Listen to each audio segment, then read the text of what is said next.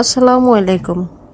আজকে এখানে আমি রান্না করতেছি শুটকি মাছ দিয়ে, সরু শুটকি মাছ দিয়ে তেলাপিয়া মাছ, আর সবার শেষে ঝোল দিয়ে হাঁসের ডিম দিয়ে দিব।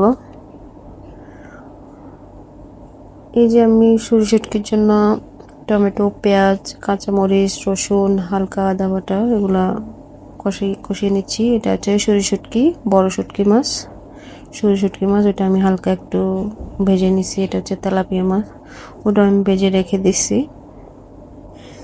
এগুলো এক পাশে রেখে আমি এই যে এগুলো সবগুলো ভালো করে কষিয়ে নিব।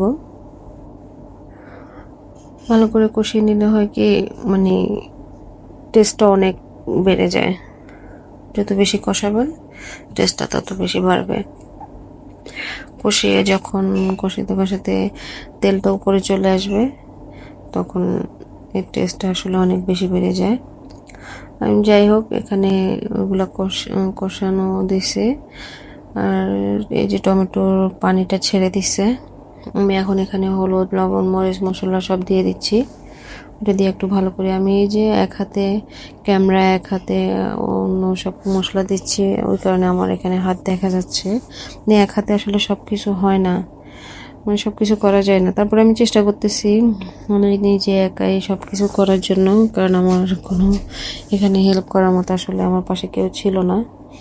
যাই হোক, একা একা করতে করতে সব সময় মানুষ আসলে আসেই একা, যাবেও একা, সব কিছু করতে হবেও একা। আমি সবসময় কাজ করার সময় যে আমার আশেপাশে কেউ আছে বা কেউ আমাকে এটা হেল্প করে দেবে, ওই আশা ধরে কিছু করি না। আমি যতক্ষণ নিজের চেষ্টায় যতটুকু পারি ততটুকুই করার চেষ্টা করি। এখানেও তাই। তো আমি এখানে কষানো শেষ। কষানোর পরে আমি এখন শুটকিটা দিয়ে দিছি। শুটকিটা দেওয়ার পরে ওইটা কিছুক্ষণ কষানো হবে। অনেকক্ষণ কষানোর পরে আমি এবার মাছটা দিয়ে দিব। শুটকি আর মাছ দুটোটা একসাথে অনেকক্ষণ আবার কষানো হবে।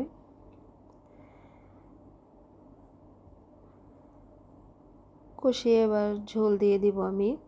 ঝোল দিয়ে আমি আসলে এক হাতে তো ডিম ভাঙতেছি, যে ওইটা দেখাতে পারলাম না, কারণ এক হাতে ক্যামেরা, এক হাতে ডিম ভাঙা সম্ভব না। তাই আমি ক্যামেরাটা এক পাশে রেখে আমি ডিমগুলো ভেঙে 5 মিনিট ঢেকে দিলাম। 5 মিনিট ঢেকে দেওয়ার পরে এই অবস্থা হলো। দেখেন, ডিমগুলো দেখতে অনেক সুন্দর লাগতেছে না? আর আমার শুটকি মাছের মানে কালারটা কেমন আসছে অবশ্যই জানাবেন।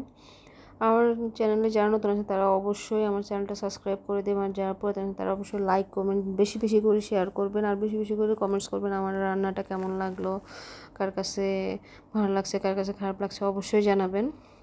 আর কারা কারা এই রেসিপিটা খাইছেন আর সবার কাছে কেমন লাগছে অবশ্যই কমেন্ট বক্সে জানাবেন। এই যে আমার রান্না শেষ, আমি এখন ধনিয়া পাতা দিয়ে দিছি। এবার আমি নামিয়ে ফেলবো। সবার কাছে একটাই রিকোয়েস্ট থাকবে, আমার চ্যানেলটা অবশ্যই বেশি বেশি করে শেয়ার করে দিবেন। এত বলি এরপরেও কেউ বেশি শেয়ার করেন না। সবাই অবশ্যই বেশি বেশি করে সবাই শেয়ার করে দিবেন। ধন্যবাদ সবাইকে। আসসালামু আলাইকুম।